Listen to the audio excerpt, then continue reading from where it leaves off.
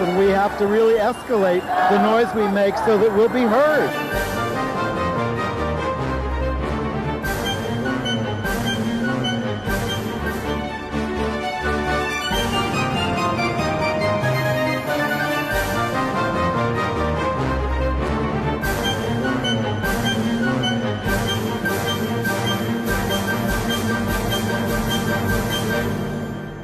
Welcome to Gay USA. I'm Andy Hum.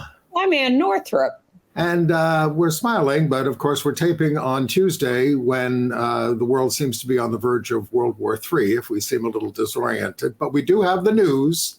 Let's not catastrophize, Andy. There is enough for us to get upset about. Well, let's give them some good news, because that Democrat hold on the U.S. Senate is really good news for LGBTQ rights. Are you falling for the Republican usage of Democrat rather than Democratic? Well, it's no, but it's the. Well, don't let me fluster you at the beginning of the show. Second headline, Democrat Katie Hobbs has been elected governor of Arizona, defeating the anti-LGBTQ Republican Kari Lake, who turned against her drag queen friends. And one of them is celebrating that. The Senate is voting on the Respect for Marriage Act that will repeal the Anti-Gay Defense of Marriage Act. It's complicated, but we will explain it in hopes that we can all understand it. A Michigan town again voted down funding for their library over its inclusion of LGBTQ books. A Trump judge has ruled that the Affordable Care Act does not protect LGBTQ people in healthcare. No, why should it? At least 2 young men in New York City have been drugged, robbed, and killed, leaving gay bars with strangers. And the number of victims may be much, much higher. A gay cop is suing the Pentagon over their policy excluding HIV positive from enlisting in the military. The out gay voice of Batman in hundreds of movies, mostly animated movies, has died. And Madame Tussauds just unveiled a gay icon. Oh, so what a weekend. It was a roller coaster of emotions. We've been sitting biting our fingernails day after day as these very close races seesawed back and forth. But in the end, the Democrats have pulled out a victory in the United States Senate. Well, they've got their 50 senators. We just have to hope that Manchin and Sinema don't decide to jump the other party, which has certainly been rumored about Manchin. But anyway, that 50, and if Raphael Warnock defeats Herschel Walker, that'll be 51. And I'm feeling pretty good about Warnock. Yes, but of course the biggest issue. Look, it looks like we're going to lose the House very, very narrowly, and boy, are they going to have a hell of a time herding cats over there. But this gives the president the power to confirm his nominees, especially to the federal bench, but to almost anything. And that is a huge, huge breakthrough. Yes. And people talk about the Warnock vote as being important for Democrats being able to actually control committees, because they've had to deal with a 50-50 split on committees. Now they can actually have a majority on committees. So it's much less onerous to get bills out of committees and to the floor, and to have that flexibility to be able to lose a Manchin or Sinema, or not and, on a particular vote. I think it's also important for 2 years from now that we have every Democratic seat in place, because you circulated a map this week of the Senate races coming up in 2024, and it is the potential for a bloodbath. Well, because the Republicans don't look like they can lose any of the 10 that they have to defend. I mean, they're just deep, although things change, but red states. But we've got Democrats in red states like Sherrod Brown in Ohio, who was very popular, and Tammy Baldwin in a purple state like Wisconsin, and John Tester in Montana, which went overwhelmingly for Trump. Now, these people are locally very popular, and they could survive. Joe Manchin is up. in 2024. Kirsten Sinema, and she's likely in Arizona, and she's likely to face a primary because she's been so disloyal to the Democratic Party. But there are 21 Democratic seats up for re-election in 2024, as opposed to those solid 10 Republicans. And that is a very scary proposition. Absolutely. And then we've been doing very well in the governor's races as well. I mean, the other statistic that they keep citing about this year is that this is the first time since 1934 that we haven't lost state legislatures and even gained some for the party that is out of power in the White House. Amazing. Yeah. Shocking. Michigan is just the most heartwarming story of all. All those women being reelected to governor, secretary of state, and my personal favorite, of course, Dana Nessel as attorney general. What a rock star she is. Dana Nessel, an out lesbian who we came to know before she was attorney general because she was one of the attorneys on the same-sex marriage cases. And she brought her own same-sex marriage case to defend custody rights for a lesbian couple when, this is an old story, the national organizations told her not to do it. You will lose. It's terrible. Don't do it. She went ahead anyway. She won the case. It was a huge triumph.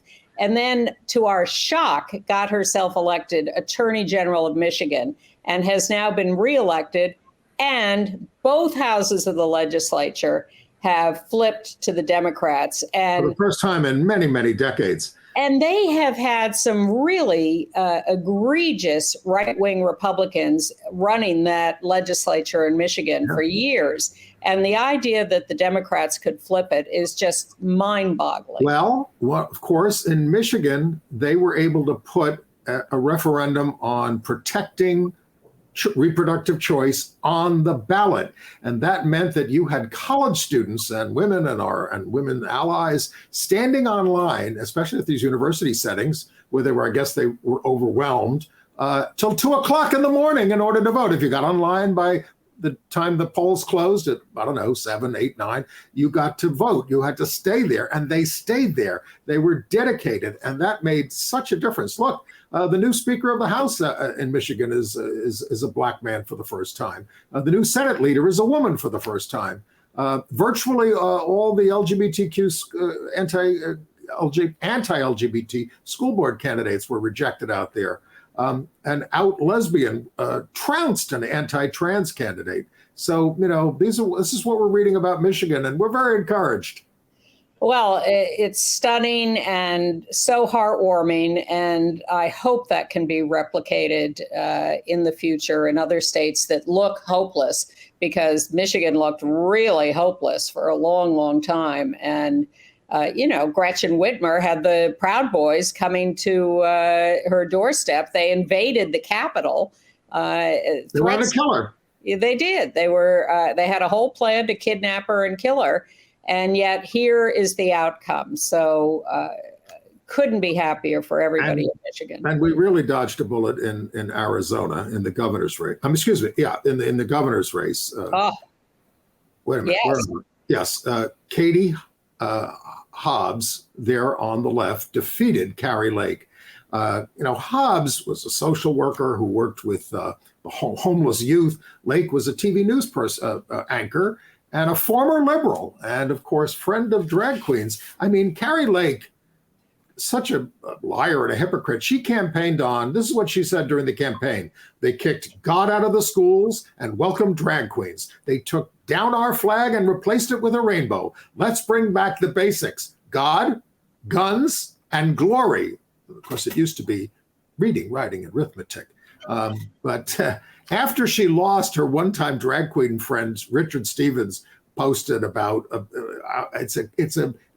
for me it's an obscure reference to Game of Thrones, but he just said, "Tell Kari I want her to know it was me," signing Barbara Seville, which is the drag character that Richard Stevens played right in front of Kari Lake and her daughter when they were friends at her house. So people are still predicting that Trump is going to pick Kari Lake as his running mate. He has a panoply of possibilities. But I have to say that I like to pride myself on my read of these races. I was totally out to lunch on Kari Lake. I thought she was going to win in a walk. I thought her TV popularity and Katie Hobbs running a very quiet, under the radar race was a formula for Kari Lake winning in Arizona. And again, thank you to the voters of Arizona who saw through all that and elected Katie Hobbs. Well, Kari Lake was also running against John McCain. I mean, the late John McCain, and saying we need to bury the John McCain machine and we're done with him. Now, in terms of LGBTQ, the Victory Fund tells us, which tracks these candidates and endorses them, 65% of LGBTQ candidates won their general elections. That's 454 people. 71% of LGBTQ women won. 7% of out trans candidates won. 78% of Black LGBTQ candidates won, and 68% of Latin LGBTQ candidates. We have our first out LGBTQ members of the legislatures in Alaska and South Dakota. The only states now that haven't had LGBTQ representatives in their legislature are Louisiana and Mississippi. There was someone who was a bad gay in Mississippi, but was not out in office, and I think was thrown out easily. Now, we got to deal with some of the bad news, too. The embrace of lots of anti-LGBTQ Republicans that went on in many places, especially Ron DeSantis in Florida. There he is coming in on election night. He's a professional bully, but he polled 59% of the vote. Now, last time he only got 50% or less than 50% when he won. And they also, the state has gone much to the right. He drew the lines for the legislature and Congress and everything. So Florida has gone off the charts. Yeah, it's headed deeply in the wrong direction. But 11 Democrats were elected with double-digit wins in the governor races around the country. 16 Republicans got double-digit wins, some of them quite enormous. So while everyone's sort of crowing about DeSantis's big 60-40 win, he did not have the biggest margin of any of these governor races. And the Republicans have been drawing the lines in many of these states for years. In the North Carolina House and the Wisconsin Assembly, however, Democrats staved off supermajorities of Republicans, which is critical because they have Democratic governors who can now use their veto power. And then, of course, there was some bright lights in red states. South Dakota voted for Medicaid expansion, overruling the governor there and the legislature, joining other states in doing so. Maine, Idaho, Utah, Nebraska, Oklahoma, and Missouri. This is, again, a liberal reform by the voters because the people they elected won't do it.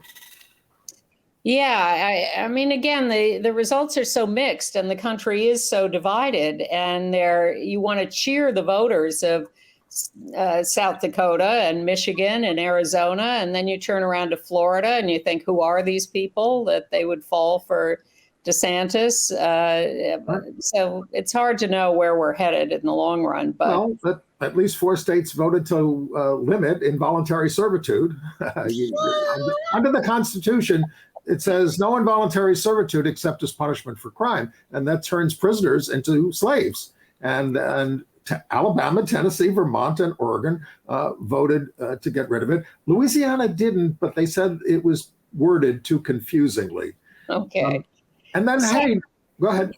I was just going to mourn the loss of Will Rollins, the out gay candidate for Congress in California. Very narrow loss. Yeah. He was going against an incumbent, a pretty conservative Republican, although he changed his tune a little when Palm Springs was added to his district. But there were still not enough votes there to overcome his incumbency. Will Rollins ran a great race, but lost. It was very close. Yeah. It was 51.5 to 48.5. I mean, it's very close. Well, as I said to you earlier, this year that's a landslide. Hey, in Nevada, voters passed a sweeping equal rights amendment. It ensures equal rights regardless of race, color, creed, sex, sexual orientation, gender identity, and expression. It's the most comprehensive ERA in the nation, and it passed 58 to 42. 58 to 42. And Catherine Cortez Masto, thank you, hung on to win the Senate. So Nevada's doing okay, too. California is the first Although state. they elected a Republican governor, which is not so good. Getting rid of the incumbent. California is the first state with 10%, at least 10% LGBTQ legislators, and that may go higher. 4 incumbent assembly members won re-election, and between 4 and 7 new LGBTQ legislators will take office apparently on December the 5th. There are 4 out senators serving terms that go through 2024. Now, do you want to discuss Chase Oliver in Georgia? Sure. In Georgia. So, the reason we have a runoff in Georgia is nobody got 50%. And part of that reason is because the Libertarian candidate there, Chase Oliver, got 2.07%.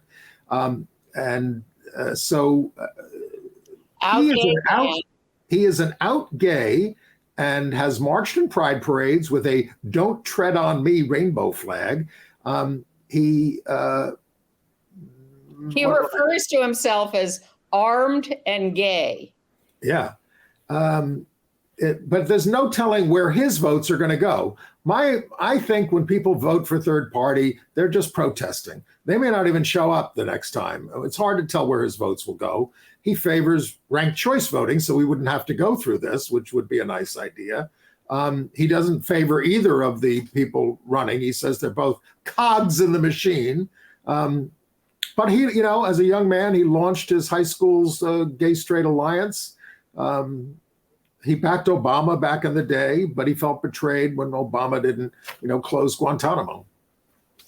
I can't argue with that. I think he did it for, with good values. Yeah. And I repeat, I think Warnock's got a leg up in this race. And I think the Republicans, here's what I assume. Republicans, having lost the Senate already, will have less incentive to go to the polls to elect Walker, and will stay home. And that may be the vote. I mean, they're pouring, of course, it'll end up being hundreds of millions of dollars into this thing, and they're going to try to tell Republicans, put a check on Chuck Schumer or something. Well, they may say they're pouring hundreds of millions of dollars in it, but as Herschel Walker discovered, he's only getting 10% of the donations supposedly earmarked for him. By the way, the right to die made advances across the country, and the new governors are supporting it. Hawaii's Josh Green, Massachusetts' Maura Healey, Maryland's Wes Moore, Oregon's Tina Kotek, who's lesbian, as is Healey, and then incumbent supporters like Ned Lamont of Connecticut and Phil Scott, a Republican of Vermont, also support it. And all the bad Secretary of State candidates lost across the country. That, the fact that the voters have rejected these extremist Republicans is very heartening. So race by race, and they picked them out here and there. They were able to defeat those people who were very, very dangerous going forward. So, and boy, did they waste a lot of money. They spent $50 million by one account on anti-trans ads across the country alone. It doesn't seem to have worked, though it did stoke a lot of hatred. We should talk about what happened in Vallejo, California. Well, before we get to that, just let me finish off a little on these election things. Sure. School boards, very mixed results on school boards, because you mentioned all the money put into anti-trans ads.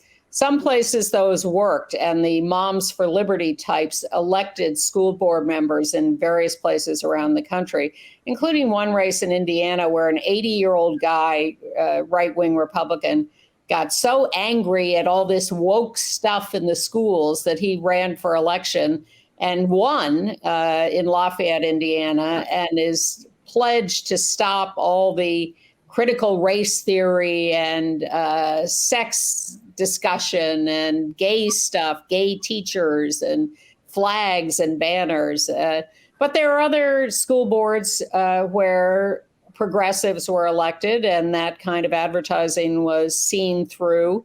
So I think the fights are going to continue, certainly at that level. And well, there is a liberal group raising thousands of dollars for those campaigns, but the conservative groups are literally pouring millions into those races. There are, but some, for instance, in Florida, some bad school boards were flipped to progressive majorities, and that's, in the year of DeSantis wave, that's pretty good news. And look what happened this week. 4 Supreme Court justices attended and got standing ovations from the partisan Federalist Society that got them installed on the Supreme Court with dark money.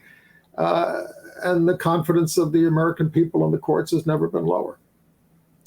Well, for good reason. And that is, of course, one of the main reasons that the Democrats did do as well as they did in these elections, because people were shocked by the Supreme Court. Well, I mean, too late. We raise the issue of the Supreme Court every election. It's so important, but it obviously is not one that had resonated until the Dobbs decision on abortion.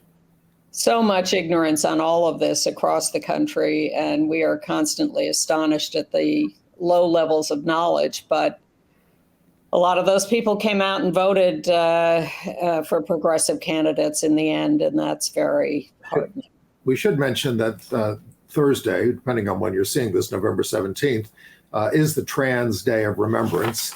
And, we had a report from VAO California Sunday of 2 trans people shot near a homeless camp. One died from injuries, the other in critical condition. Police arrested someone, have not necessarily identified them as a suspect. The victims were 31 and 27, but they haven't been given names yet, from what I have. Yeah, I mean, none of this election stuff is going to stop that. Let's go to the Biden administration for a minute, as long as we're looking nationally. A year ago or so, we were celebrating the appointment of an out gay law enforcement leader, Chris Magnus, to run the Customs and Border Protection. Now he was the sheriff in Tucson. He was. I don't remember exactly where he was from, but he was a very progressive law enforcement chief, and that he's the one holding the Black Lives Matter sign there from his previous employment.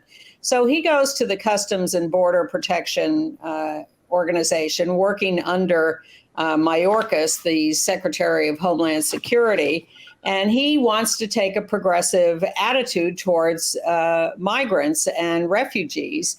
And the Border Patrol, an extremely right-wing organization, gets up in arms about him and says, we're not going to deal with this guy who has all these fancy ideas. We need to crack down on these immigrants. He's terrible. We want to get rid of him. And Mayorkas, the Secretary of Homeland Security, caves and forces him out of office. So Magnus is forced to resign because the Biden administration has caved to the union of Border Patrol agents who just want to be able to beat the hell out of people and stop them from coming into the country. Well, they want treating them humanely. Republicans want Secretary Mayorkas out. They're even talking about impeaching him, which they could do if they control the House. Exactly. And I think in the face of that, that is why he caved. Not that they can impeach him. I mean, they can impeach him in the House, but just like Trump, he can certainly survive a Senate vote, or should be able to. Who knows what this new Senate will do.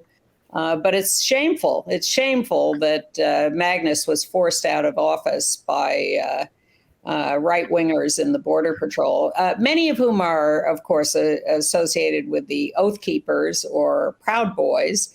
They're doing double duty there. And it's just horrible that they've been able to exercise this power.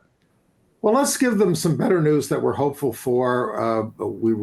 It's Tuesday when we're taping, and we were told there's going to be a vote in the Senate, a cloture vote on the Respect for Marriage Act bipartisan bill. They're confident they have the votes, and explain. Okay. The Respect for Marriage Act is proposed in anticipation of the Supreme Court overturning the pro-same-sex marriage Obergefell decision and the Windsor decision that got rid of the Defense of Marriage Act. People listen carefully to what Clarence Thomas said in the abortion decision, where he said, now let's move on to getting rid of the right to contraception and same-sex marriage and privacy in your sexual relations, which is the Lawrence decision. Well, he didn't mention interracial marriage, but which he is in one, and that also might be on the chopping block by his legal theories. But this Respect for Marriage Act also covers interracial marriage. Well, it passed the House, and the idea is to have something in place if those Supreme Court decisions get overturned. The version passed in the House has been rewritten a little in the Senate. We thought the Senate would take it up before the midterm elections in order to get Republican senators on the record opposing it so that we could use that as another weapon against them. But Tammy Baldwin and Susan Collins decided that it would be better to wait until after the midterms, because then they might actually get enough Republicans, they need 10 Republicans, on the bill and pass it. And they need Joe Manchin too, because he's not. Yes, they do. And Kirsten Sinema, who, even though she is out bisexual, is no lock on. No, I take that back. She's on the negotiating committee. She has approved this. But in rewriting it for the Senate, they have added a few little twists to guarantee religious freedom for people. Now, it may just be that they're reinforcing churches' ability to refuse to perform same-sex marriages. That would be fine. That's always been there. And to write it just reassures people who didn't know it was already there. But they've also said they've made it a little broader, and that makes us a little nervous. But what this bill would do is repeal officially the Defense of Marriage Act, which is still on the books, even though it has been outlawed by the Supreme Court in the Windsor decision. So this would make sure that if the Windsor decision disappeared, that the Defense of Marriage Act would be gone, because that was what said the federal government did not have to recognize or could not recognize same-sex marriages, even if they were performed legally in a particular state. States didn't have to recognize same-sex marriages legally performed in other states, which they do in almost all other cases. So the new version, which is meant to deal with the possible, overturning of the Supreme Court decision, says even if those decisions disappear, it is legal for states to legalize same-sex marriage. The federal government will recognize same-sex marriages legally performed, and other states must recognize same-sex marriages performed legally in other states. There is one little asterisk there.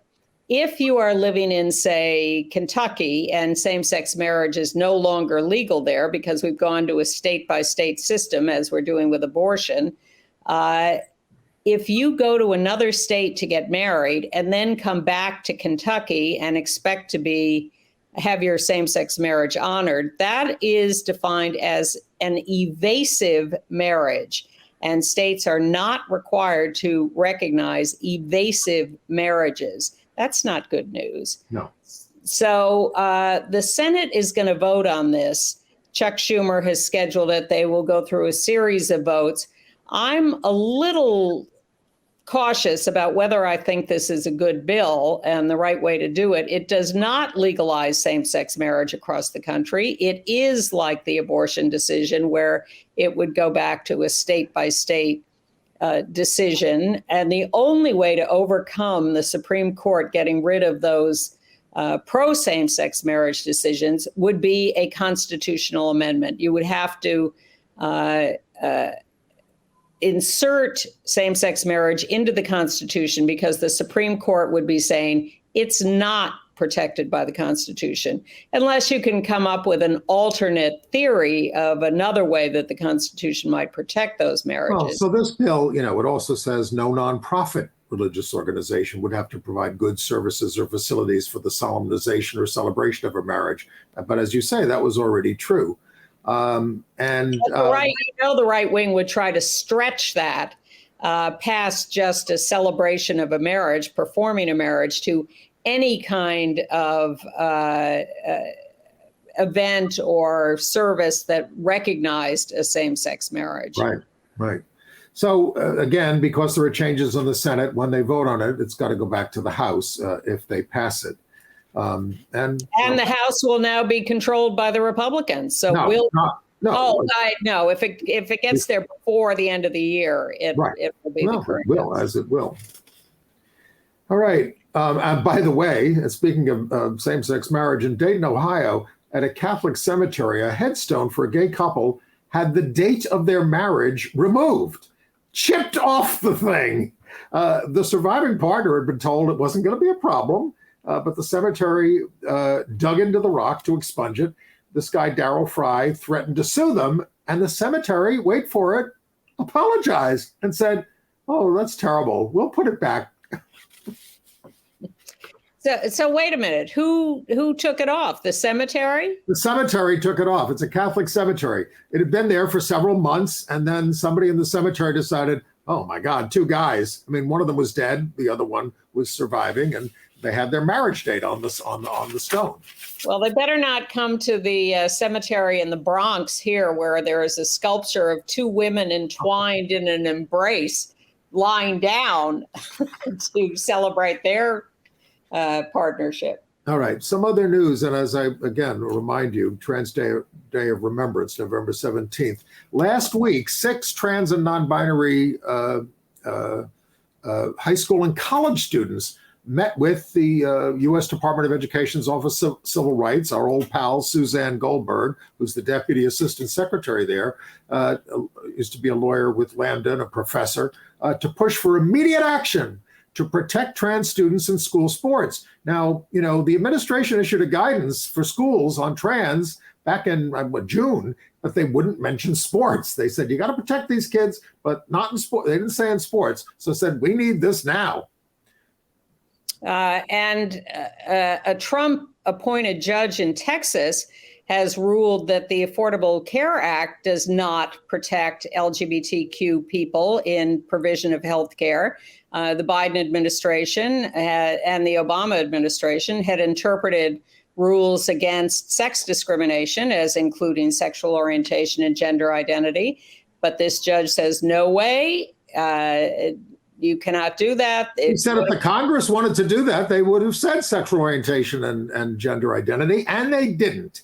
So This is a lawsuit brought by Stephen Miller's group, the American First American First Legal Foundation, and they shop around to do these right-wing horrible cases. They have a whole raft of people in Texas. By the way, good news.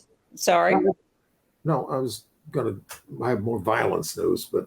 Well, let me throw in a good story before we get to that. The Board of Education of the state of Colorado has mandated that social studies curricula in Colorado include diverse populations, including LGBTQ. It was a 4-3 decision by the Board of Education, and they rejected Republican proposals for a much more restrictive rule.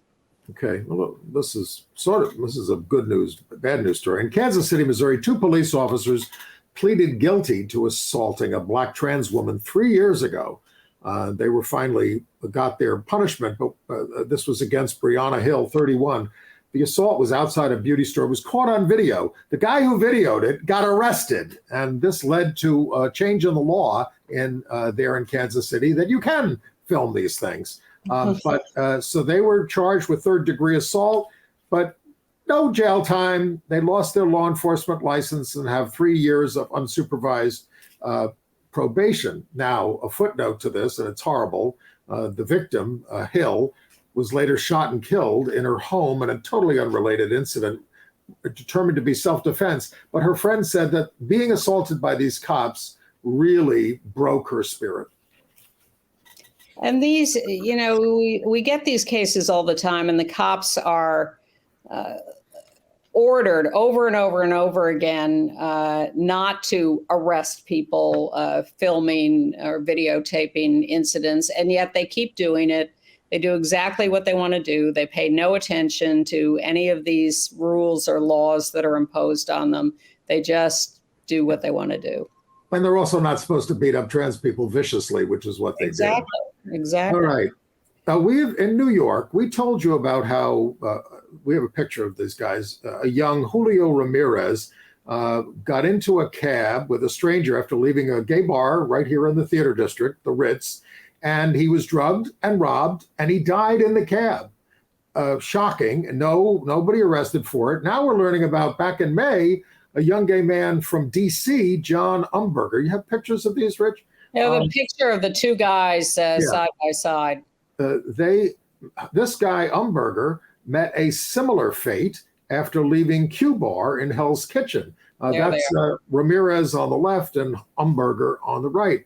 Now, Umberger's mother, who's named Linda Clary, is sounding the alarm about this pattern, which she said makes young gay people vulnerable everywhere across the country. She said detectives are now looking into 14 similar deaths from what they were ruled to be drug overdoses, but these guys have been injected with something by their assailants. Councilmember Eric Botcher in our district is pushing for more transparency from the DA, Alvin Bragg, who promises to share more updates, devote more resources to it.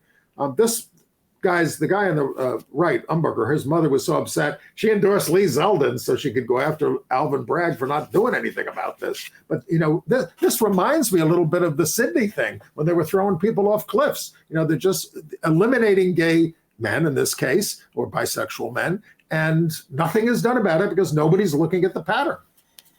Well, that's certainly a traditional outcome. In this case, they seem to have been robbing them. I don't know if they were robbing the guys that were thrown off the cliffs. Maybe that was just for sport. But one way or another, these attacks take place, and the authorities don't want to deal with it. Okay. All right.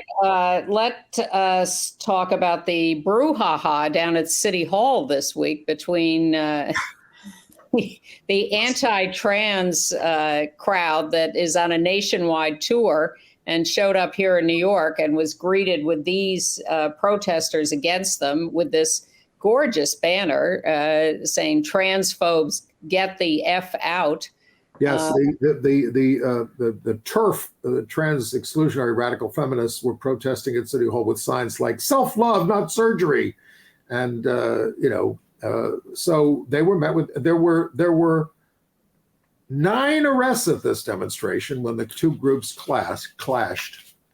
And the 9 arrested were all the pro-trans protesters who had showed up to oppose the TERFs. Okay. Staying in New York for a second, Governor Kathy Hochul, who was just reelected, she's got 400 bills on her desk, and she has to sign or reject by the end of the year. And on Veterans Day, she did sign our Senator Brad Hoylman's bill to give a boost to people in the military who were discharged, who weren't getting all their benefits, who were gay. And that's in advance. We also learned from a study this week, I'm just going to put this in here, that the much vaunted GI Bill, under which returning veterans got federal funds to go to college, they would deny it to blacks all the time if they didn't want to go to higher education. Go to a trade school, things like this. So there's a bill in the Senate by our Democrats to rectify this and essentially give reparations for these people that were absolute. One guy got into Harvard after the war, and they wouldn't give him the money to go to Harvard. They denied it. And it's just terrible. In Idaho, the state has settled a suit brought by the ACLU and has agreed to, hold on, it's getting darker in my apartment. They will remove men from the sex registry convicted for consensual oral and anal sex. They had just kept putting people on the sex registry for consensual sex, and the ACLU brought suit, and the state has now admitted that maybe that wasn't the right thing to do. Well, Sex offenders, that's who they are, sex offenders for consensual adult sex. sure. Look, we still ought to issue pardons to all the people who got arrested for that. And In Michigan, voters in Jamestown Township, this is an ongoing saga, once again voted in this election down the millage, the funding for the Patmos Library for the next 10 years. 56% said no, sparked by right-wing attacks on books such as Gender, Queer, and Memoir and other LGBTQ books that the library refused to ban. Private donors stepped in for a year of funding and donated $265,000, but that's not going to take them through 10 years. So it might have to close. Unlikely to continue. Well, and that's the bad story for Michigan after all the good news we told you earlier. It's a small town. Sorry? It's a small town. Yes.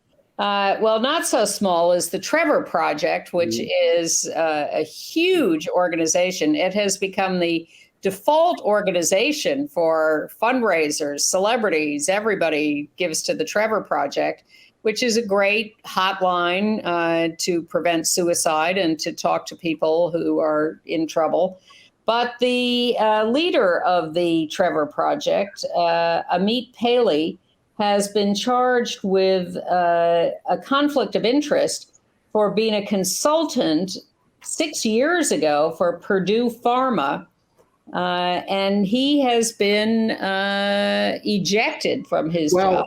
That he was criticized for that, and people said it's outrageous. This is why people kill themselves, opioid epidemic, and all that kind of stuff. But what really got him fired was that staff overwork. As the organization rapidly grew, by 10 times so rapidly, he said, well, we can't spend all this time with all these people calling us up. You're going to have multi-chats with a whole bunch of people at the same time. And the workers said, I'm losing track of who I'm talking to. I'm giving them the wrong advice, and so you can't do this. And this was the thing that was the straw that broke the camel's back. Bad management. You'd think that with them increasing their income by tenfold or whatever, that they could have hired more people.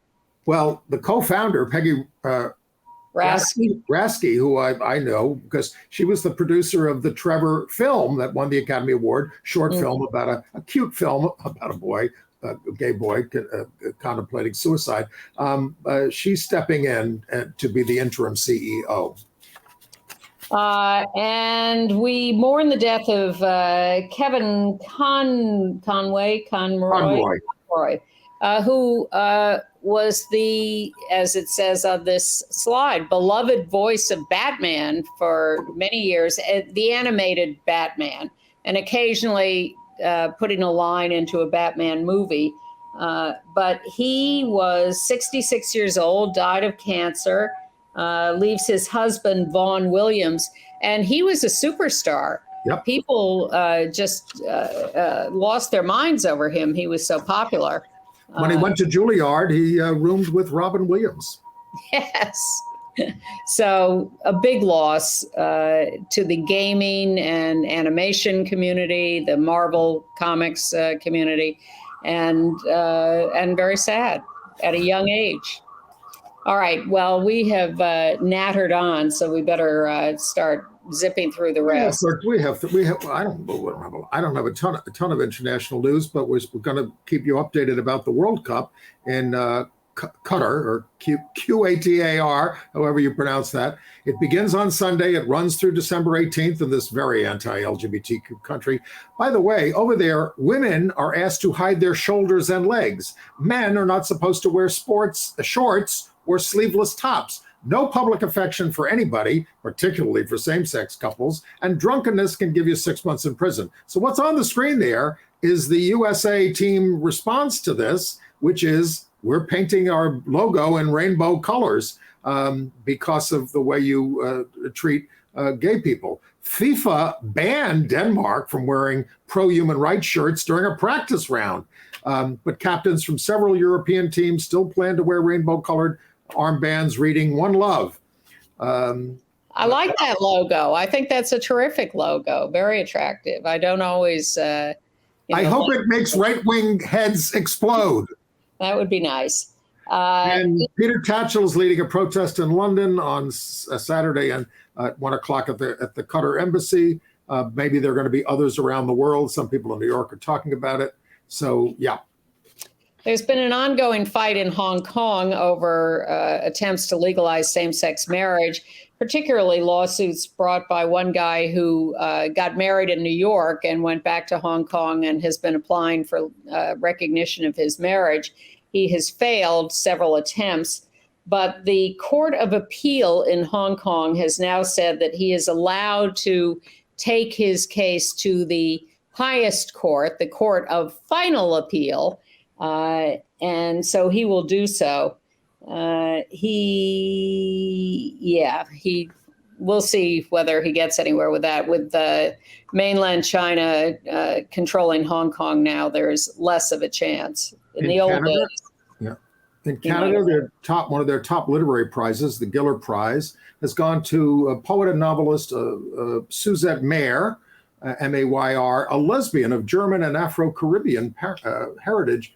She for her novel, The Sleeping Car Porter, or like a porter on a train. She's a past president of the Writers Guild of Alberta. She said, "A shout out to my LGBTQIA two-spirit plus brothers and sisters, siblings, many of whom, like my main character in the book, Baxter, are still too scared to come out or cannot come out because to do so would be too dangerous. I love you. This book is for you." The book is about a closeted Black gay man who's a train porter in 1929, and she got $100,000 for that literary prize. Okay. All right, AIDS news. Well, the U.S. military is being sued over its policy banning people with HIV from joining the military. A gay Georgia police officer, Isaiah Wilkins, there he is, 23 years old, says the policy is outdated and he's being denied his dream of becoming an Army helicopter pilot. It's a Lambda case, which earlier this year won the right for HIV-positive military people to serve overseas and to be commissioned as officers. Yeah, the trick is if you join the military and sometime during your service discover that you are HIV positive, you can continue to serve, and that has been expanded to overseas service. But if they find out you're HIV positive before you get into the military, they will reject you. And their whole rationale for this is that it's too much trouble to take care of someone who has an illness. So they regularly reject people they think are going to be too much trouble, and HIV has been in that category. Okay. Not sensible. Last night, my friend Ann Northrup was honored at the Treatment Action Group's Research in Action Awards. There she is getting her award from, I'm sorry, it's not a better picture of Ivy Arce, but Ann gave a wonderful speech that we will link to in our email. And you can go to our email at gayusatv.org, go to our website, sign up for our email. We send you links like this. I put it on my Facebook page if you follow me there. But also honored was Laura Morrison, who was 30 years ago, was one of the founding board members, Dr. Amita Gupta and Dr. Kelly Elise Dooley. They're both doing wonderful work around TB and eradicating TB and AIDS. So honored to have Ivy Kwan Arce introduce me, a woman who's been living with HIV for 33 years, gave her little introductory speech in 3 languages, which confused the audience a little, just what I like, but eventually moved to English, so people figured it out. TAG is a great organization. They do great work. Too bad that we have to keep working on these issues, but they work on them around the world for research for a cure, for treatment, for prevention, for TB, as well as HIV and Hep C and everything else. And Ms. Northrup talked about the fun of being an activist for all these decades. Yes, I decided to get out of the science since I'm not qualified to talk about that and talk about the fun of activism. You can see my picture as a 1966 Boston debutante if you go look at the speech. All the more reason to sign up for our email list. Go to our website. And while you're there, make one of those donations so we don't have to hector you on Giving Tuesday or something. Help us out. Help us keep going. Okay, entertainment news? Yes. I am excited by the return of the L Word Generation Q, which is coming up this weekend, I think, on or maybe next on Showtime, season 3. All the drama about Bet and the other one, and will they get back together? It's very, very, very exciting. Well, on World Kindness Day, which was Sunday, they made a new addition to Madame Tussauds. It was Pose and Broadway star Billy Porter. Now that's his wax statue there on the right that they're putting the finishing touches on. That's him on the left, huh? Yes, that is him at the 2020 Grammy Awards. And frankly, I think him in real life with that curtain of crystals around the hat and the extreme eye makeup is a lot more attractive and interesting than what they're doing with the statue of Madame Tussauds. Although I'll say they've gotten a good likeness of Billy there on the right. But it's dull compared to the real life Billy. And frankly, I think they missed the boat on what image they chose. If Joe Biden was wearing that outfit, you wouldn't say it was dull? Well, it's not Joe Biden. And maybe I would. But this is the outfit from the Oscars a couple of years ago that they really should have picked, because that's really a fun outfit. And I think a lot more representative of Billy these days. And did you watch Saturday Night Live, Dave Chappelle? I did. I did too. He's moved on to Jews from trans people. It's people are laughing, and you know what? It's ugly. You could argue it's a subtle form of humor about the way we talk about these issues these days. But his goal is to, just poke at people, and he generally punches down. Well, he was talking about Kanye and Kyrie Irving and anti-Semitism. I thought it was a little too subtle, but I think he's now scared of the trans stuff. He stayed away from it. I don't know. It's I was disappointed that they had him on. Judy Gold was on, said he's a friend of mine, but she didn't. As a Jew, she was offended. Okay. And she wrote a book about not being offended by humor. Yeah. Also very excited for the upcoming return of Sex Lives of College Girls on HBO Max. Did you watch that series? No. This is season 2. It is hilarious. There are a lot of these series that sound with a title like that it's going to be smarmy and provocative. But this is just a good old comedy about college girls, and it is really very funny. And that's coming back to HBO Max momentarily. Highly recommended. And I hope you've all caught up with Dairy Girls on Netflix, because that's the best. So much to catch up on. Yeah, and why don't we bring you the video that we wanted to bring you last week from Urvashi Vad's memorial service. That we had this memorial service. They produced a nice little film of excerpts from her speeches over the years. Great lesbian leader. Let's roll the videotape.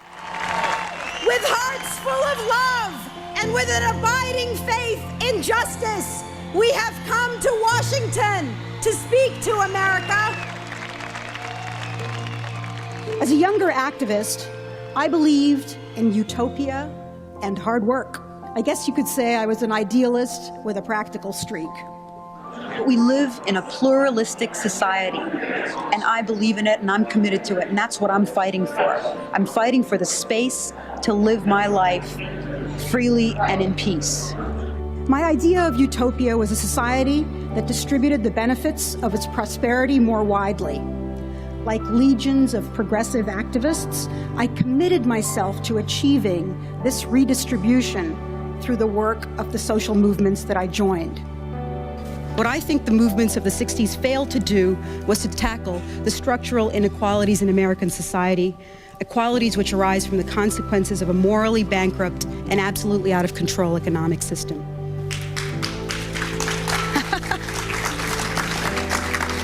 You wanted to hear the other side of the equation, and I'm going to put it out to you. She may be the most courageous coming into here today, and I hope she'll get all of your respect. Urbi Shivad.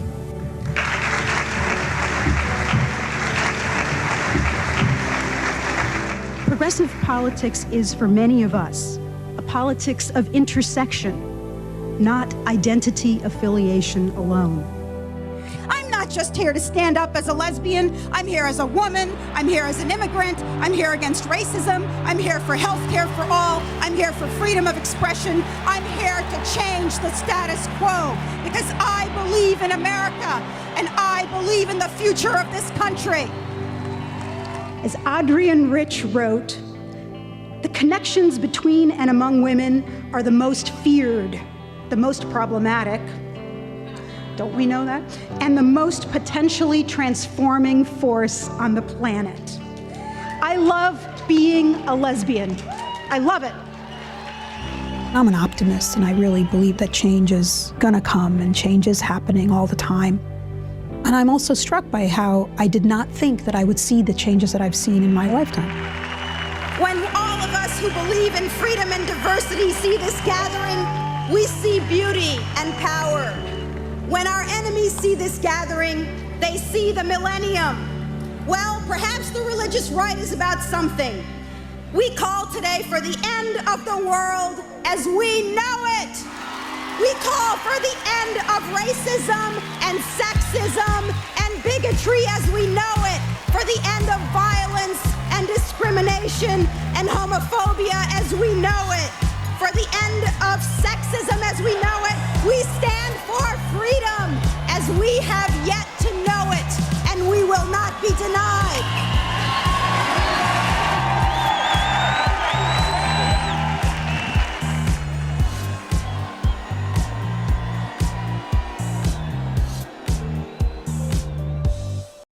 There she was kissing her spouse, Kate Clinton, who spoke beautifully at the service as well. Urbi Shivad, gone at 63. Yeah, a very, very huge loss. An enormously important activist in our lives and our movement, and glad to be able to show you that. And we're still here. We are. I'm glad you are as well. Yeah, and we will see you next week.